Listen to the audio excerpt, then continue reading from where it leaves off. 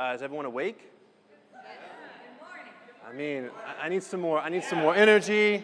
I need everyone to wake up a little bit. So that being said, I'm going to do a little kind of warm-up exercise. If everyone can just stand up for me real quick. Thank you, thank you. All right, just a little fun thing I like to do. All right, we're going to put our hands together, and we're going to rub them extremely fast. So just get it warming up, and then on the count of 3, once it's really, really hot, you're just going to high-five the person to the right of you and just exchange that energy. Just exchange it. 1, 2, 3. High five, high five. Good. I need to get rid of this. All right. Whew. That helps, right? Oh, you can all be seated now. Well, cool. Yeah. So I'm fired up. I hope you guys are now too, because I got something to say about the good old U.S. of A. Again, this month's theme is intention, and certainly the story that I'm going to share today is about intention, and a little definition there to help for those who may not know what intention is. A determination to act in a certain way. But first, again, I think a big thank you. Let's clap it up again one more time for Chattanooga Whiskey. Thanks for having us here. Let's clap it up for Cody and Whiteboard and the CreativeMornings and all the volunteers for hosting us and having us. And then last but not least, just clap it up for the babysitter we got this morning to allow my wife to be here. Angelica, clap it up for the babysitter. Cool, thank you.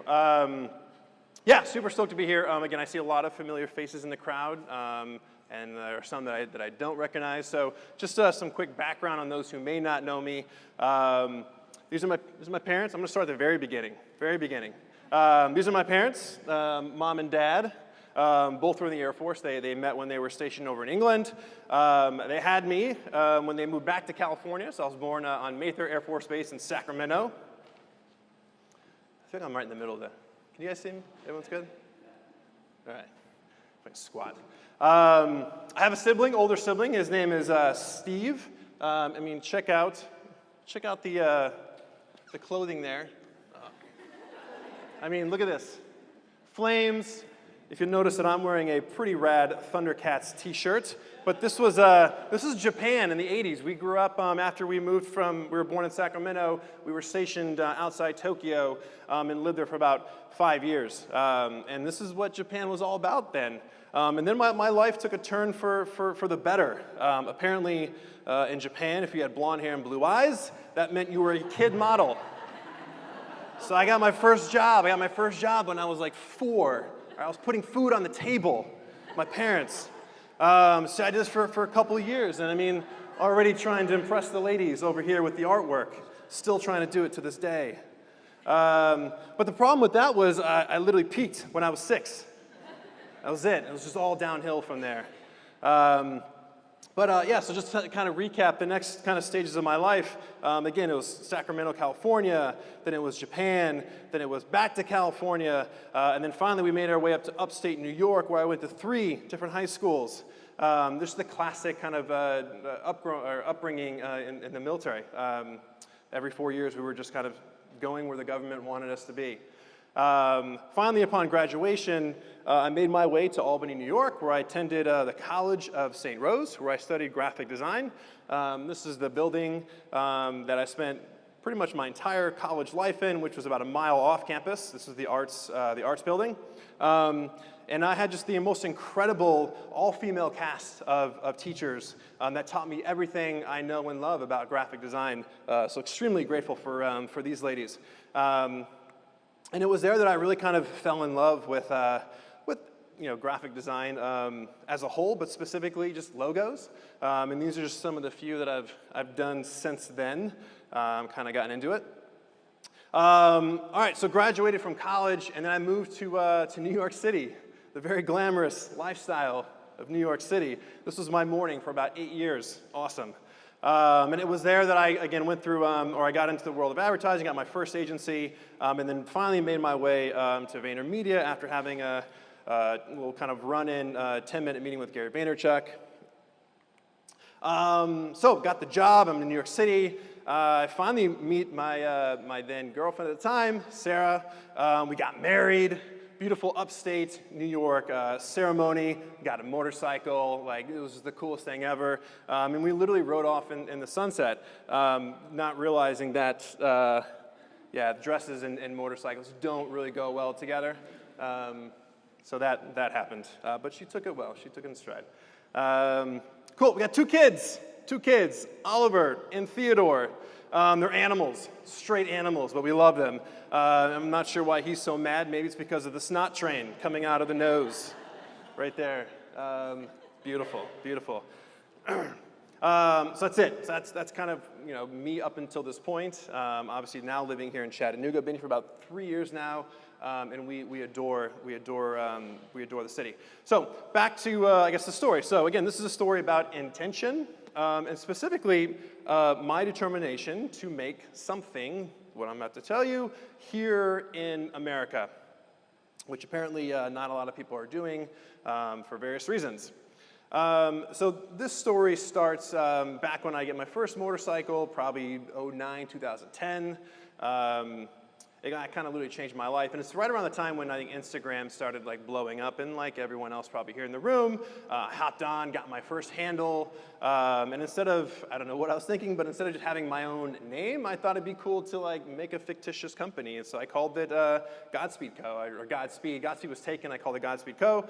Because I just liked the terminology behind what Godspeed means, and essentially my entire feed was just moments of me riding around, taking my trips on the back of my motorcycle, but then also just documenting everything in and around New York City and Brooklyn at the time that just related to this world and community of motorcycles, including all the individuals who just kind of literally ride around in that circle, no pun intended. And with that, of course, I just always carried this little rag in my back pocket. It's called a shop rag. It's literally cotton fabric sewn in a particular manner, and it's got a little edge that kind of keeps the rag intact. And I just, I think most guys and girls who ride or even wrench on cars, they have one of these rags either nearby or again in their back pocket. And it's literally, it's just the lowly, dirty, smelly shop rag. There's nothing really beautiful about it. But it's super functional. It comes in handy when you're out and about, or if you're working at your desk and you spill coffee like I did numerous times. Generally, you can find shop rags in places like here and here and here, and in the hands of men and women, people like this guy here. This guy's name is Eddie. But it was like, the shop rag is essentially the blue-collared, like the fabric of the blue-collared worker. At least that's how I see it. It kind of has this, to me, it just has this very symbolic meaning behind hard work, and particularly hard work in America. And around that time, I kind of started, as I usually do, if I latch onto something, I kind of go deep on it. And I started kind of really getting, like, nerding out on shop rags. Weird. But the more I started digging, the more I started finding some of these old shop rags that were originally made in the United States back in the 50s, 60s, and 70s, before production of things like this was just shipped overseas and made for obviously a lot less cheaper, and a lot of times the quality went in that direction too. So I kept finding all these just gorgeous shop rags that had all these old companies and designs on them that I thought were just gorgeous, and it's kind of told a story in and of itself. And I kept collecting and kept collecting. Our house is now full of these things. My wife is super happy about it. This one, oh, look at that. I mean, this place, it's no longer there. I literally Google mapped and it's just literally an open lot. But again, these rags, all different shapes and colors and graphics and designs, they're gorgeous to me, and I love them so much. And along the way, as I was collecting, I also find blank ones that were also American-made. And the way you can tell that they are American-made, just to fill that part in, is they're just much more durable than what you find now at like an AutoZone. They're kind of like the weave is tighter. It's a little bit heavier of a fabric. Again, nowadays the ones that come in from, like, I think primarily Hong Kong or India, they're practically see-through because, again, people just need a quick, just need a shop rag to kind of sop up anything, and they don't want to pay too much for it. But these old American ones, it was just a different time, and they were just made better. And I'd find these old blank ones, and I just started kind of throwing graphics on them, something similar like this here, just to kind of revive the whole idea of companies putting their logos on these old rags. I thought I'd do the same. And this particular one actually we just did in a partnership with our good friend Scott in the front row, Studio Temporary, based out of Atlanta. And yes, and they're for sale for $15 on the table here. There's only 40 of them, so they're limited. But you can grab one after the show if you're interested. So I started kind of geeking out over the shop rags, and one day it kind of it piqued my interest so much that I was like, man, I really want to know, where does the shop rag, where does it come from, who made it? Someone clearly invented this thing, and I'm sure someone has written the story on the good old American shop rag. And a quick Google search and even going over to Wiki showed that it literally doesn't exist. No one has actually told this story of the shop rag, and it blew my mind because, again, my perception of this little piece of fabric is this iconic American thing, and it only, the shop rag only truly exists in America. It doesn't really exist outside the States, overseas. So again, to me it was this insane story of the American blue-collared worker, and I was just blown away that no one had actually done the research and told what I thought was a really important story about the building of America. So that became kind of like my motivation to, I think, take hold of what I thought was an interesting opportunity to tell what I think is a really important story, especially in today's current climate. So this became the story of the shop rag, and more so, the idea of like, well, if this shop rag was essentially meant to take a beating, it was built to be somewhat indestructible, why not make something else out of it? So essentially, I was also trying to write the next chapter of the shop rag and try to make it into something that you could wear. And that's when the shop rag shirt was born. This is right around the time I was living in Brooklyn. And again, I have no background in fashion design, no clue how to put a shirt together. So at this point, I think this is probably like 2010. I had met two young ladies at a bar that I used to go to, and they were going through FIT. They were actually lingerie designers, hence the lovely lady in the top right-hand corner. And they said that they could actually help me make a rough prototype of this shirt. So this is kind of the first iteration of us trying to create a shirt out of this material, which just had never been done before. So they essentially created the first prototype, which gave me the opportunity to then take a shirt, and if anyone knows the process of, I guess, trying to make a garment, you need something to walk into a meeting with to say, here's what I'm trying to do. It doesn't have to be perfect, and certainly that one wasn't. So it gave me the opportunity to find a pattern maker, a shirt maker in Brooklyn, and this is kind of our first meeting here, and you can see I brought a shop rag with me to kind of explain to him what I was trying to do. Again, this has never been done before in terms of trying to make a shirt out of this material and also incorporate certain aspects of the shop rag into a classic menswear shirt. It's just, you don't do this because it's just not how you make a classic menswear shirt. So it was a bit tricky at first trying to convince this guy it's doable. Can you put this little edge here and there? But coming out of that meeting, we made the second prototype. And again, not perfect. There are a lot of things about this one I didn't like, but along the way, it incrementally got better, which was great to see. So this was I think officially the second prototype of the shop rag shirt. And the ladies from the lingerie company, Daisy and Elizabeth, liked it so much they wanted to feature it in one of their runway shows, so they put it on this lady. And yeah, so it looks good on the ladies too. So from there, I then became so curious about how to properly make a menswear shirt that I became a student again. So I ended up taking a night class at the Fashion Institute of Technology in New York City, FIT, and literally just wanted to know the ins and outs of making a classic menswear shirt.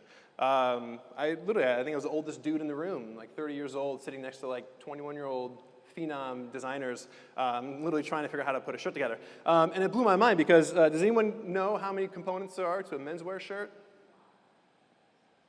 Any guesses? 30. Tough crowd. 30? Close. Some do. Roughly 15, give or take, depending on the type of shirt you're making. And here I am thinking like, that was just a front and a back and maybe a couple sleeves. So yeah, I mean, it was a great education on understanding how to make a shirt, and it also gave me more information and more ammunition to go back in to a company and talk to them like I at least knew what I was talking about in order to make another iteration of the shirt. So it gave me a little bit more credentials in terms of having the conversation around making a classic men's shirt. And it's at this point that it kind of, the intention behind the shirt went to a whole nother level. Understanding what, again, going back to my point about the shop rag and what I felt it meant to the history of the building of America, it was at that moment that I decided, well, this shirt has to be made in America, 1,000% made in America to do justice to the story. I can't have any components on this shirt that aren't American made because I just feel like I wouldn't be doing justice to the shop rag, and essentially on a much deeper level to everyone who came before me, who, you know, this is kind of big, but built this country. So I wanted to do it right and do it proper, and that's when I decided from here on out this shirt's going to be completely made 1,000% in the U.S.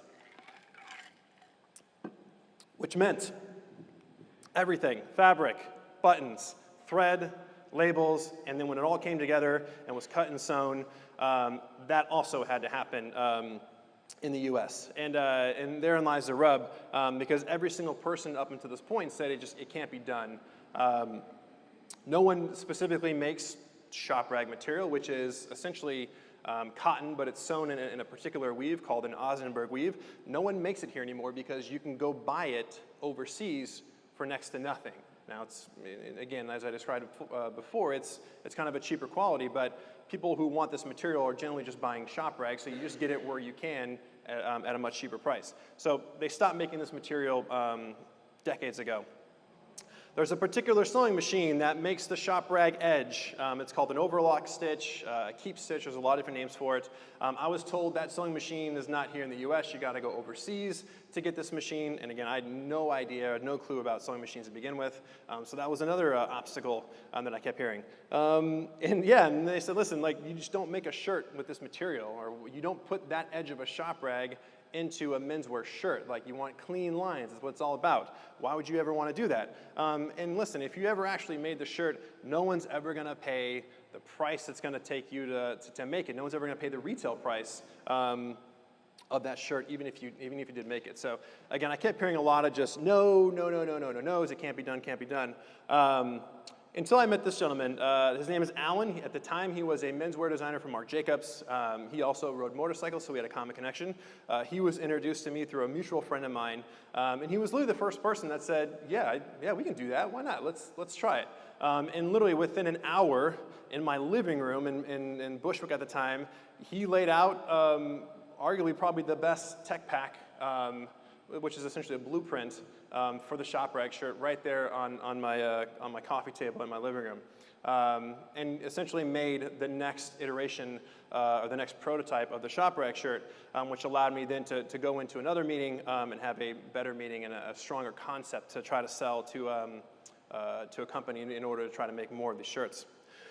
Around the same time, so I had my guy who can help me make it. I then needed to find this sewing machine that I was told was not in the U.S. And a friend of mine had mentioned that he had a particular machine in his room that he used. He was a designer, called the Marrow sewing machine. And after some quick Googling, I found out that Marrow was located in historic Fall River, Massachusetts, which was once known as Spindle City because it was the capital of the U.S. manufacturing in terms of textiles back in its heyday.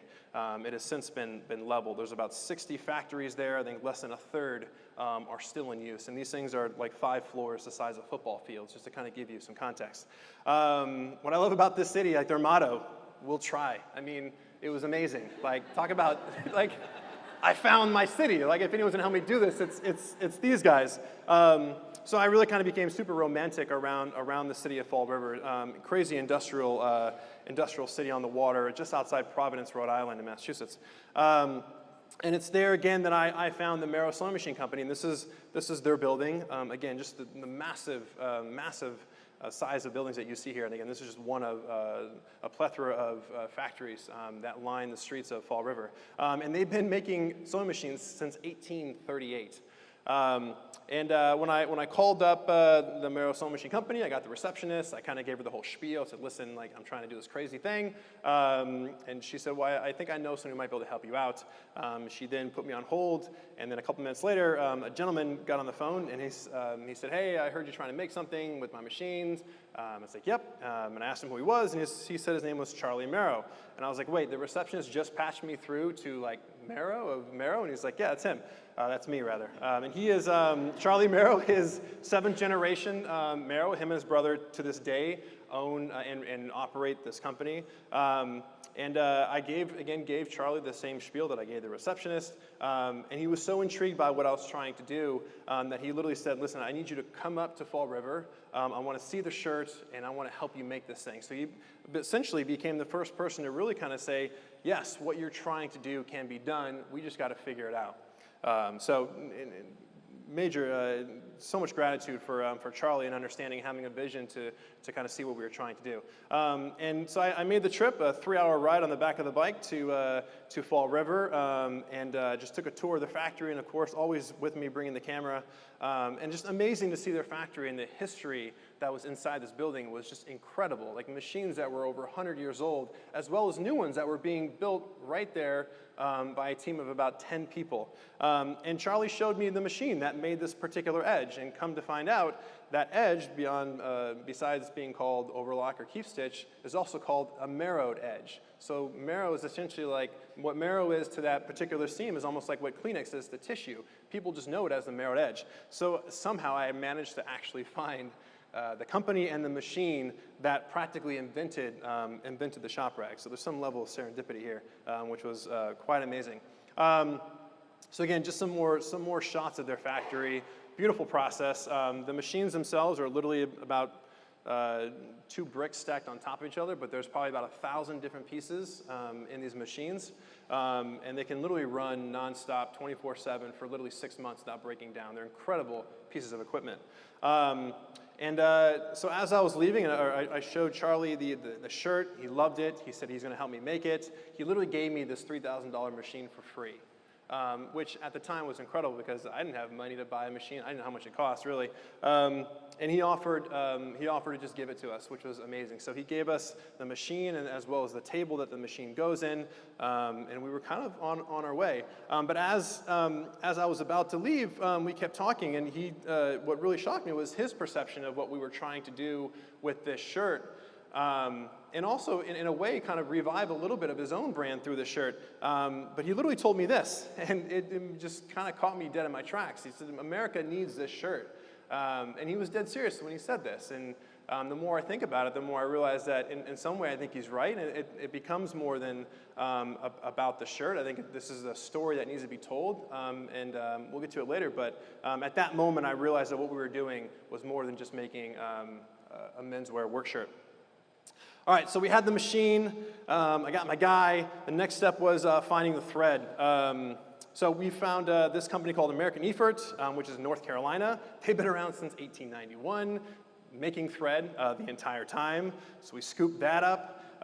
Managed to convince a factory in North Carolina just up the street from American Effort to make American-made shop rag material, which they hadn't made in forever. And the difference between our material and what, again, you would find in normal shop rags is we triple down the weave, so it's a much stronger shop rag material, still made with that Ausenberg weave. Essentially, it's the same material they used back in the day when they were making the old shop rags, and it's just a stronger material, which would make for a better shirt. And with all those elements and assets that we had, we finally made, I think, the first true American-made sample of the shop rag shirt right there in Brooklyn, New York.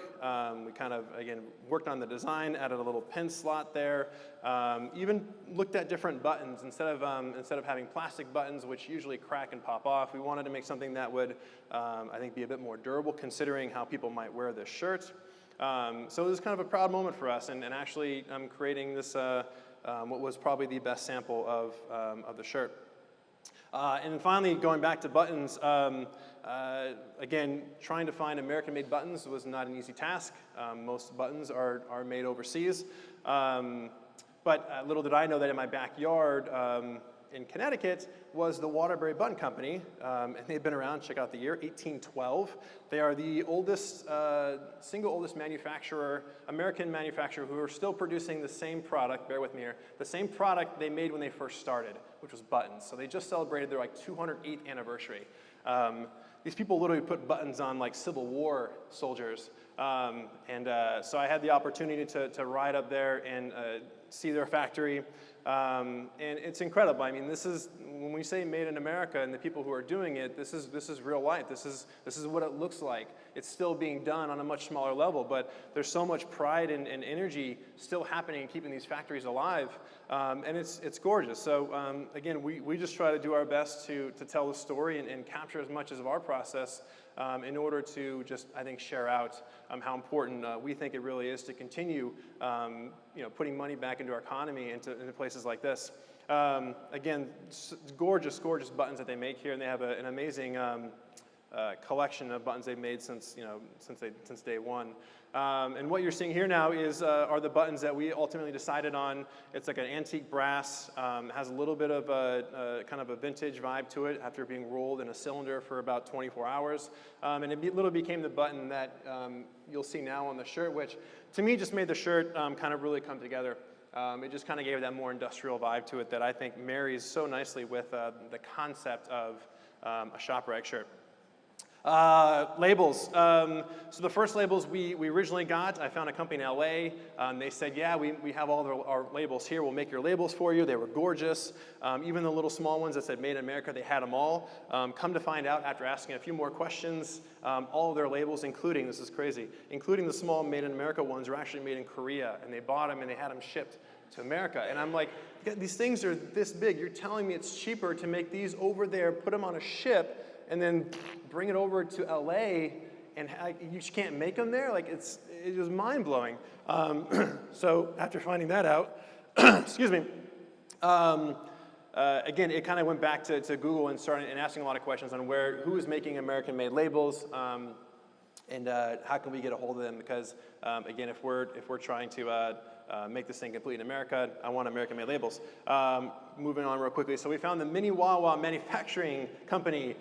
These guys are in Knoxville, Tennessee, right up the road from us. They've been around since 1929. They are the oldest the oldest label company, manufacturing company in America, and they're just awesome, awesome people, and this is their factory. So boom, labels. All right, so now just to kind of refresh, we got the materials, we have everything together, we bring everything, ship everything up to Fall River, Massachusetts, where we finally kind of start the first production, really, of the shop rag shirt. And again, this is just some of the images of a beautiful process of the factory workers there putting the shirt together.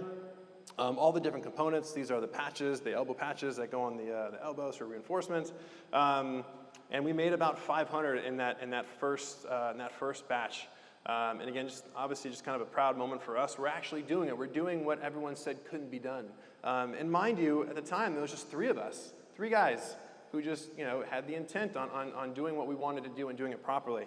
And there you have it. This was the first the shop rag shirt off the line.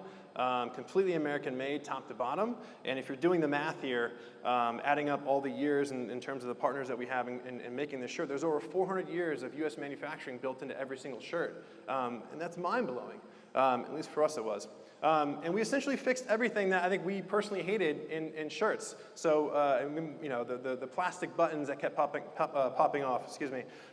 In the companies, they always give you the one down here, which no one ever takes that off and uses. I never did. At that point, you just kind of donate the shirt or throw it out.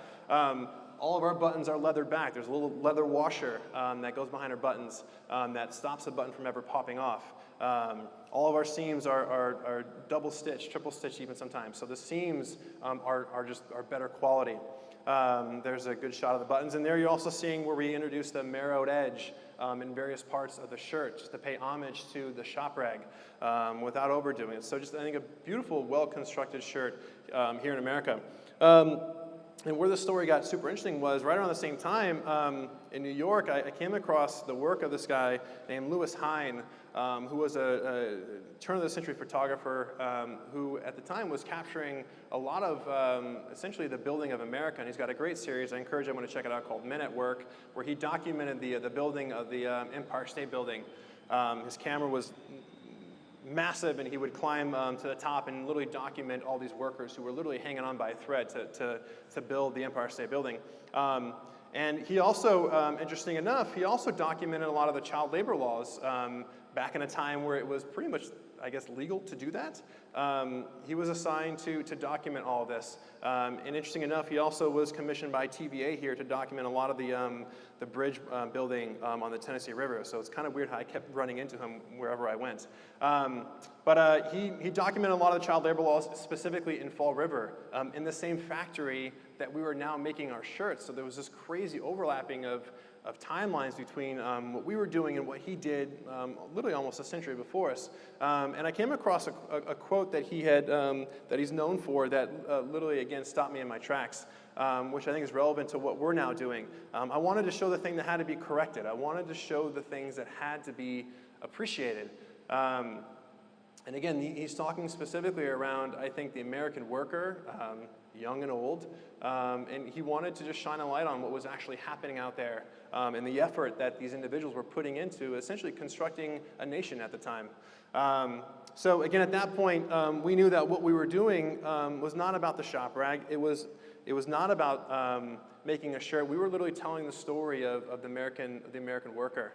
And doing right by people like Charlie and Owen Marrow, our cutter, John, who cut all of our shirts.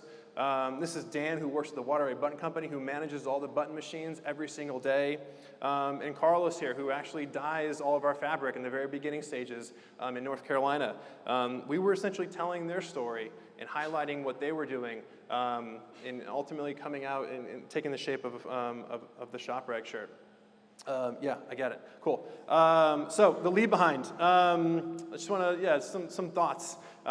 First, American made is possible if you make it a priority. I'm a true believer in this because we did it. I mean, we're living proof that if you have the intention and the sheer determination, you can do anything. But particularly when it comes to making things in America, it's doable, probably more so than ever. I encourage everyone to check your labels, much like we check our nutrition labels. You know, back in the day when they redesigned the back, everyone was just looking at it because you can now see what you're actually putting in your body. This is the same thing, except you're putting it on your body. Check your labels, ask questions. Like if it's your thing, like it is mine, if it's not made locally or somewhere nearby, like I encourage you to put it back and buy something that's similar that is made stateside or in your community because you're helping those around you.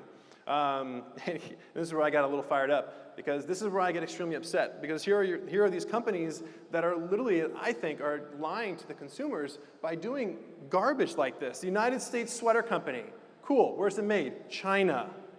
Woolrich, one of my favorite brands, established 1830. They put the name of the mill on their label and then directly below it, made in China. Pendleton, another one of my favorite brands. Let's see, Pendleton Woolen Mills, since 1863. I think they're in Pennsylvania. This shirt, made in China. Probably one of the worst offenders. Harley Davidson, I mean, check this out. An American legend, right below it, made in China.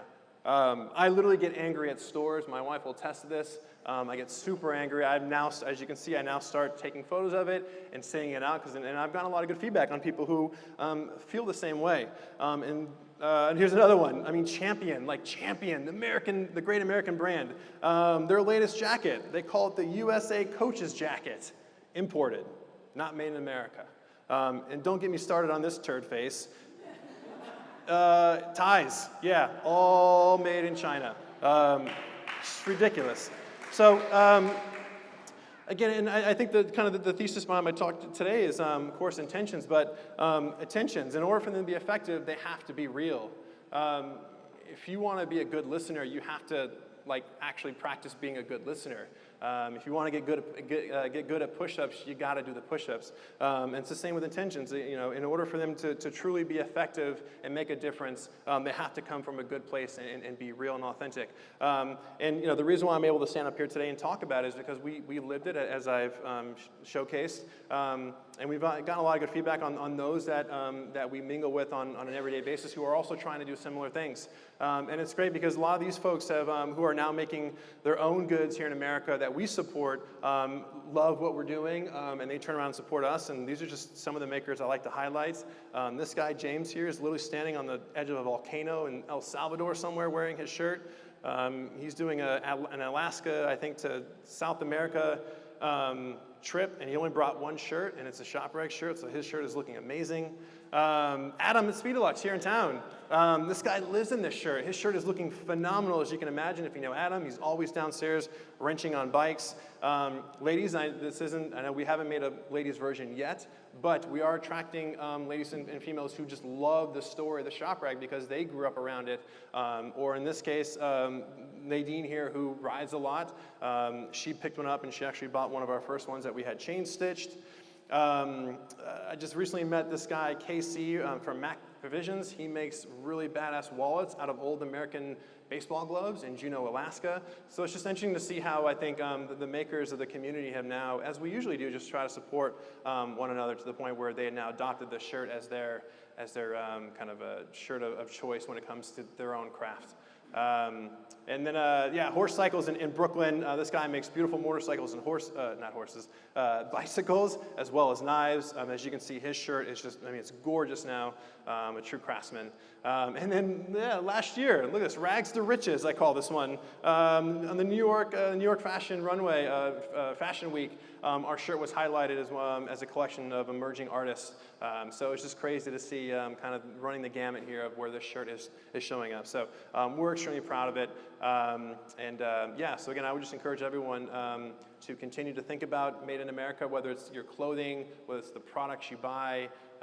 Anytime you go to buy a product, I would encourage you just to check the label real quick and see what it is you're truly buying. Because I guarantee you, if it's not made in America, there's one right next to it on the shelf that probably is. So thank you. That's it. You can follow us here.